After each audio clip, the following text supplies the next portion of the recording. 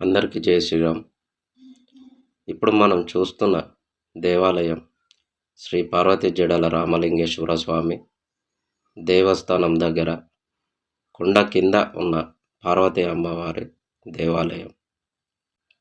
చెరువుగట్టులో జాతర అయిపోయిన తర్వాత రావడం జరిగింది.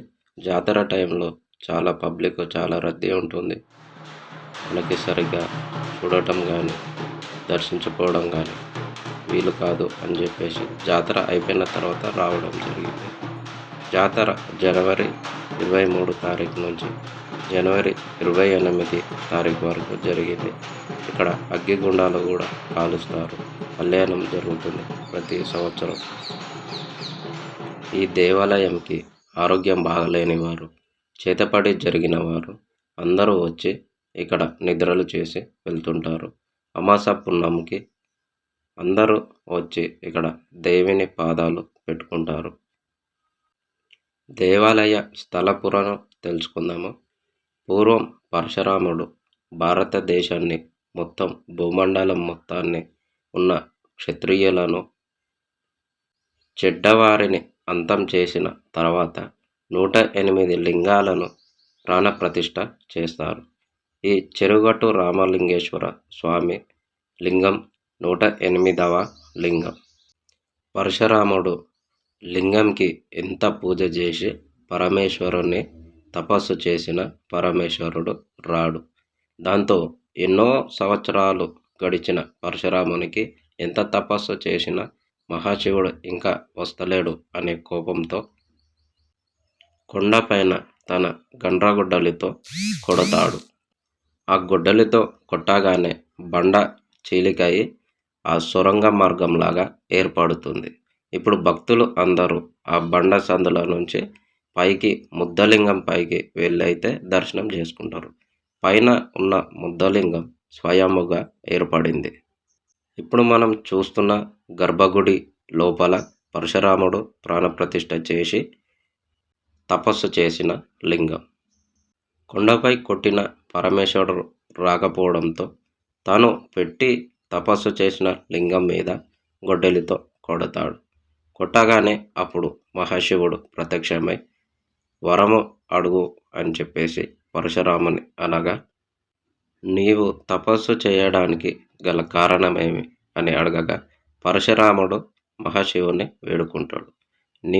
నేను తపస్సు చేసిన ఈ చోటనే ఉండి వచ్చే భక్తులను ఆశీర్వదిస్తూ వాళ్ళ కష్ట సుఖాలను చూస్తూ ఉండాలి, అనుకున్న పనులు అయ్యేలా దీవించాలి అని చెప్పేసి పరశురాముడైతే వరం అడుగుతాడు.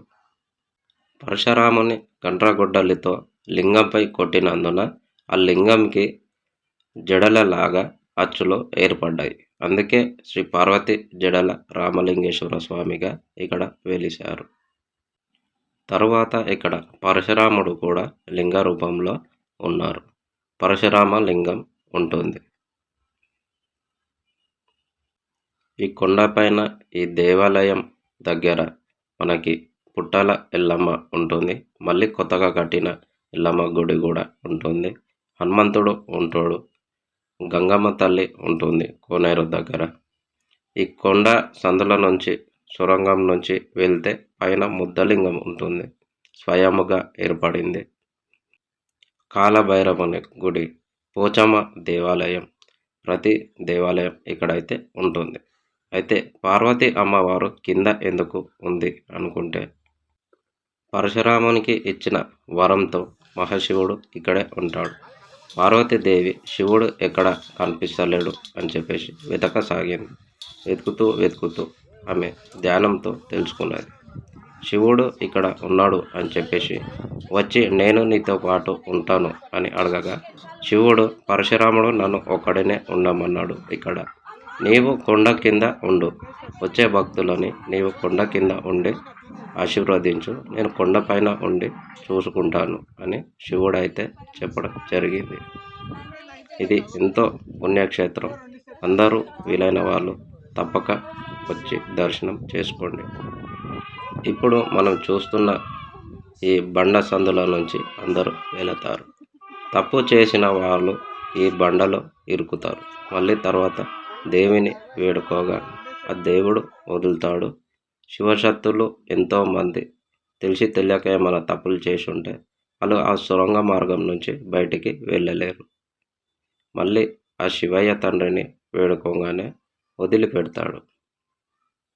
ప్రతి అమావాస్య పౌర్ణమికి ఇక్కడ చాలామంది భక్తులు ఉంటారు. ఈ దేవాలయంకి రావాలి అనుకుంటే హైదరాబాద్ నుంచి ఎల్బీ నగర్ నుంచి బస్సులు ఉంటాయి. నల్గొండ బస్సు ఎక్కేసి ఎల్లారెడ్డిగూడెం దగ్గర దిగాలి. దిగి ఒక 10 రూపాయలు ఇస్తే ఆటోవాడు దింపుతాడు గుడి దగ్గర. మెట్ల మార్గం నుంచి వస్తే పెద్ద వినాయకుని విగ్రహం అయితే కట్టడంతో మనకి కనపడుతుంది.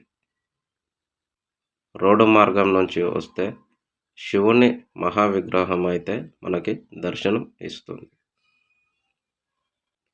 మీకు ఇంటికి కానీ ఒంటికి కానీ ఎలాంటి నెగిటివ్ ప్రాబ్లమ్స్ ఉన్నాయి అని అనిపించినా కూడా ఈ గుడికి వచ్చి పాదాలని 5 సార్లు లేదా 11 సార్లు పెట్టుకోండి. ప్రతి అమావాస్యకి, ప్రతి పౌర్ణమికి మీలో మార్పు తప్పకుండా కనపడుతుంది.